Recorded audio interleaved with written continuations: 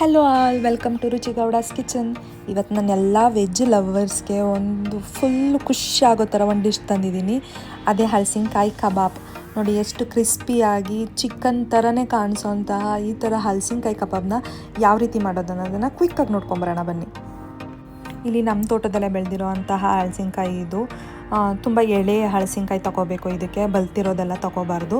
ಈ ಥರ ಎಳೆ ಹಲಸಿನಕಾಯಿ ತೊಗೊಂಡು ಅದನ್ನು ಕಟ್ ಮಾಡಿಕೊಂಡು ಆ ಥರ ಇರೋ ಹಾಲೆಲ್ಲ ನೀಟಾಗಿ ಅದನ್ನು ರಿಮೂವ್ ಮಾಡಿಕೊಂಡು ಈ ಥರ ಏನು ಸಿಪ್ಪೆ ಏನಿದೆ ಅಜ್ಜಿ ಇಲ್ಲಿ ಯಾವ ರೀತಿ ಕುಯ್ತಿದ್ದಾರೆ ಆ ರೀತಿ ಸಿಪ್ಪೆನ ಕುಯ್ದು ಮತ್ತು ಆ ದಿಂಡು ಏನಿದೆ ಈ ಥರ ದಿಂಡೆಲ್ಲ ಕತ್ತರಿಸ್ಕೊಂಡು ಚಿಕ್ಕ ಚಿಕ್ಕದಾಗಿ ಪೀಸ್ ಮಾಡಿ ಒಂದು ಪಾತ್ರೆಯಲ್ಲಿ ಇಲ್ಲಿ ಹಾಕ್ತಿದ್ದೀವಿ. ನೋಡಿ ಈ ಥರ ಇಷ್ಟೇ ಮೀಡಿಯಮ್ ಸೈಜ್ನಲ್ಲಿ ಪೀಸ್ ಮಾಡ್ಕೊಳ್ಳಿ. ತುಂಬ ದಪ್ಪ ಆದ್ರೂ ಕೂಡ ಹಲಸಿನಕಾಯಿ ನೀಟಾಗಿ ಒಳಗಡೆ ಉಪ್ಪು ಖಾರ ಏನಿದೆ ಅದು ಹಿಡಿಯಲ್ಲ.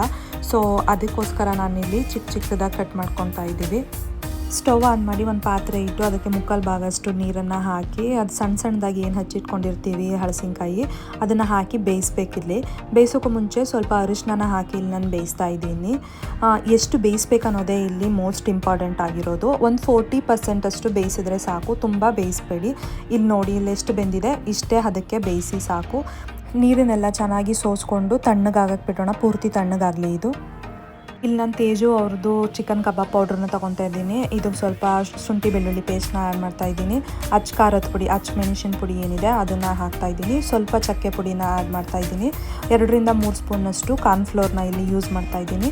ರುಚಿಗೆ ಎಷ್ಟು ಬೇಕು ಅಷ್ಟು ನೋಡಿಕೊಂಡು ತಕ್ಕಷ್ಟು ಉಪ್ಪು ಹಾಕಿ ಕಾರ್ನ್ಫ್ಲೋರ್ ಅಷ್ಟು ನಾನು ಸ್ವಲ್ಪ ಸಾಲ್ಟ್ ಮಾಡ್ತಾ ಇದ್ದೀನಿ. ಇಲ್ಲಿ ಮೊಟ್ಟೆ ಕೂಡ ನೀವು ಆ್ಯಡ್ ಮಾಡ್ಕೋಬೋದು. ಮೊಟ್ಟೆ ಈಸ್ ಆಪ್ಷನಲ್. ನೀವು ಮೊಟ್ಟೆ ಇಷ್ಟ ಅಂತ ಇದ್ದರೆ ಮೊಟ್ಟೆನ ಆ್ಯಡ್ ಮಾಡ್ಕೊಳ್ಳಿ, ತೊಂದರೆ ಇಲ್ಲ. ಮೊಟ್ಟೆ ಇಲ್ಲ ನಾವು ಪ್ಯೂರ್ ವೆಜ್ ಅಂತ ಅಂದರೆ ಮೊಟ್ಟೆನೇ ಯೂಸ್ ಮಾಡಲ್ಲ ಅನ್ನೋರು ಮೊಟ್ಟೆ ಇಲ್ಲದೇನೂ ಕೂಡ ಈ ರೀತಿಯೇ ಮಾಡ್ಕೋಬೋದು. ಇದನ್ನು ನೀಟಾಗಿ ಆ ಶುಂಠಿ ಬೆಳ್ಳುಳ್ಳಿ ಪೇಸ್ಟೆಲ್ಲ ಮಿಕ್ಸ್ ಆಗೋ ಥರ ನೀರು ಹಾಕೋಕ್ಕೂ ಮುಂಚೆ ಚೆನ್ನಾಗಿ ಕಲಿಸ್ಕೊಂಡು ಸ್ವಲ್ಪ ನೀರು ಹಾಕ್ಕೊಂಡು ನೀಟಾಗಿ ಇದನ್ನು ಕಲಿಸ್ಕೊಳ್ಳಿ. ತುಂಬ ತೆಳು ಕಲಿಸ್ಬೇಡಿ. ವಾಟರ್ ಹಾಕೋವಾಗ ಹುಷಾರಾಗಿ ನೋಡಿಕೊಂಡು ಎಷ್ಟು ಕನ್ಸಿಸ್ಟೆನ್ಸಿ ಬೇಕು ಆ ಥರ ಅದನ್ನು ನೋಡಿಕೊಂಡು ಕಲಿಸ್ಕೊಳ್ಳಿ. ನೋಡಿ ಈ ಹದಕ್ಕೆ ಕಲಿಸ್ಕೊಂಡ್ರೆ ಸಾಕು, ಇಷ್ಟಿದ್ರೆ ಸಾಕು. ಇದಕ್ಕೂ ತೀರಾ ತೆಳುವಾಗಿ ಕಲಿಸ್ಬೇಡಿ. ಈ ಕಲಿಸಿರೋ ಅಂಥದಕ್ಕೆ ಇವಾಗ ತಣ್ಣಗಾಗಕ್ಕೆ ಏನು ಬಿಟ್ಟಿದ್ದು ಹಲಸಿನಕಾಯಿನ ಕಟ್ ಮಾಡಿ ಅದನ್ನು ಇಲ್ಲಿ ನಾನು ಆ್ಯಡ್ ಮಾಡ್ತಾ ಇದ್ದೀನಿ. ಸ್ವಲ್ಪ ಹಾಕ್ಕೊಂಡು ಇದನ್ನು ನೀಟಾಗಿ ಕಲಿಸ್ಕೊಳ್ಳಿ.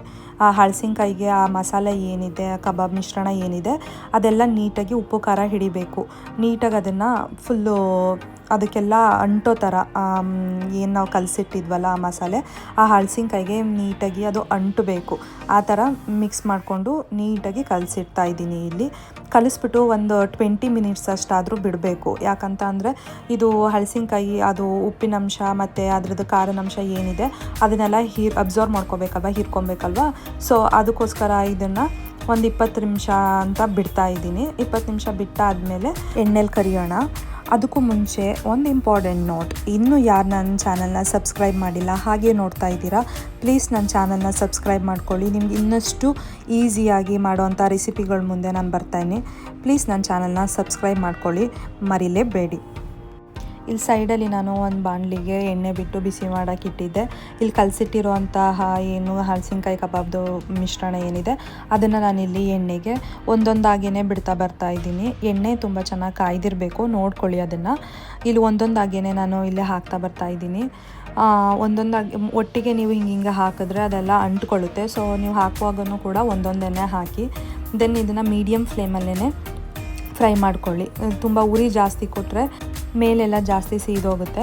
ಸೊ ನೋಡಿಕೊಂಡು ಆದಷ್ಟು ಮೀಡಿಯಮ್ ಫ್ಲೇಮಲ್ಲೇ ಇದನ್ನು ಫ್ರೈ ಮಾಡ್ಕೊಳ್ಳಿ. ಈ ಥರ ಗೋಲ್ಡನ್ ಬ್ರೌನ್ ಕಲರ್ ಬರೋವರೆಗೂ ಇದನ್ನು ಫ್ರೈ ಮಾಡ್ಕೊಳ್ಳಿ. ತುಂಬ ಜಾಸ್ತಿನೂ ಫ್ರೈ ಮಾಡಬೇಡಿ, ಅದೆಲ್ಲ ಬ್ಲ್ಯಾಕಾಗಿ ಟರ್ನ್ ಆಗಿಬಿಡುತ್ತೆ. ಸೊ ನೋಡಿಕೊಂಡು ಇದೇ ಮೀಡಿಯಮ್ ಸೈಜ್ನಲ್ಲಿ ಇದೇ ಮೀಡಿಯಮ್ ಫ್ಲೇಮ್ನಲ್ಲಿ ಈ ಥರನೇ ಫ್ರೈ ಮಾಡ್ಕೊಳ್ಳಿ. ಇಷ್ಟು ಕಲರ್ ಬಂದರೆ ಸಾಕು, ಅದು ಬೆಂದಿರುತ್ತೆ. ನೀವು ನೋಡ್ಬೋದು ಎಷ್ಟು ಚೆನ್ನಾಗಿ ಬೆಂದಿದೆ ಅಂತ, ಎಷ್ಟು ಚೆನ್ನಾಗಿ ಕಾಣಿಸ್ತಿದೆ ಅಂತ. ತುಂಬ ಚೆನ್ನಾಗಿ ಬರುತ್ತೆ. ರುಚಿಯಂತೂ ನೀವು ಎಕ್ಸ್ಪೆಕ್ಟೇ ಮಾಡಿರಲ್ಲ. ಈವನ್ ನಾನ್ ಚಿಕನ್ ಲವರ್ಸ್ಗೂ ಕೂಡ ಇದು ಕೊಟ್ಟರೆ ಚಿಕನ್ ಅಂತಲೇ ಫೀಲ್ ಮಾಡ್ತಾರೆ, ಅಷ್ಟು ಅದೇ ಟೇಸ್ಟ್ ಇರುತ್ತೆ.